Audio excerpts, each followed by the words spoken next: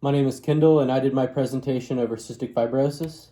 So, what exactly is cystic fibrosis? Well, it's a genetic disease of the mucus and sweat glands. Basically, people who have cystic fibrosis have two copies of the defective CF gene, one from each parent. There are different body systems that are affected by cystic fibrosis, including the reproductive system, the exocrine system, the digestive system, and the respiratory system. There are specific areas within those systems that are infective, including the liver, the lungs, the sinuses, the sex organs, and the pancreas.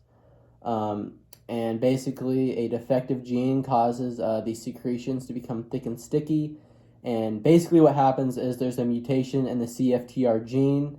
CFTR stands for cystic fibrosis transmembrane conductance regulator. And basically, the mutation in this gene causes the CFTR protein to dysfunction, making it unable to move the chloride to the surface of the cell, basically resulting in this thick and sticky secretions. And if you look at the picture to the right, you will see someone who has a normal airway. You can see that thin, slippery secretions not blocking any airways or anything. However, if you look underneath that, you can see someone who has cystic fibrosis, and their airways are plugged with that thick and sticky secretions that make it more difficult to breathe, and that can also lead to different infections down the road. So, what are some symptoms that go along with the respiratory system with someone who has cystic fibrosis? Well, a lot of times they will have a cough that produces a lot of mucus. They might have a stuffy nose. They may suffer from some wheezing. They may have an intolerance to exercise, or they may have repeated lung infections. And again, if you look at that picture at the right, you'll see that again, someone with a healthy airways, air is able to pass through easily. However, with someone who has cystic fibrosis, their airways are again filled with that thick and sticky secretions that a lot of times when someone needs to cough, take a deep breath to cough, they have to breathe in a lot harder because their airways are a lot more clogged than someone who wouldn't have cystic fibrosis. So there are also symptoms that go along with the digestive system. These symptoms include poor growth and weight gain, blockages in the intestines. A lot of times this is with newborns, and a lot of times chronic constipation will also go along with that. And in a way, cystic fibrosis is kind of like a domino effect. If you don't get it helped out or get treated at all, a lot of times one thing happens and it'll just lead to more and more things going wrong. So how is cystic fibrosis diagnosed? Well, all newborns are screened for cystic fibrosis when they are born in the U.S. Through either blood testing or genetic testing.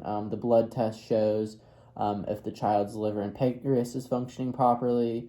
The genetic test will show if they have a defective CFTR gene. And there are also other tests that can determine if someone has cystic fibrosis, including an IRT test, a sweat chloride test, and a spit test.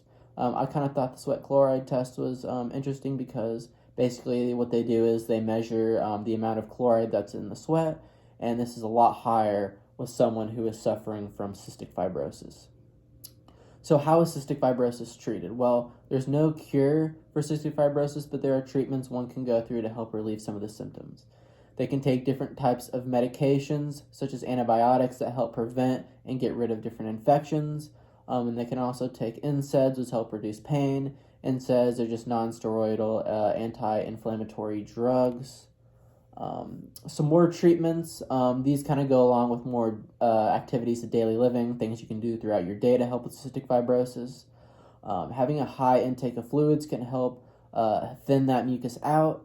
Regular exercise can actually help loosen that mucus. Some of the best exercises to help with that include cycling, swimming, and running. It's also important to avoid irritants that can further clog the airways, such as smoke, mold, pollen, things like that. So, how prevalent is cystic fibrosis exactly? Well, in the United States, there are 30,000 plus people who are currently suffering from cystic fibrosis. 75% of those people are diagnosed by age 2, and half the population who has cystic fibrosis is 18 years or older. And there is also 1,000 new cases of people who have cystic fibrosis each year. And if you look at the figure to the right, you will see who is affected most by cystic fibrosis. And as you can see, people who are Caucasian are more prone to developing cystic fibrosis. So that is the end of my presentation on cystic fibrosis, and here are my references.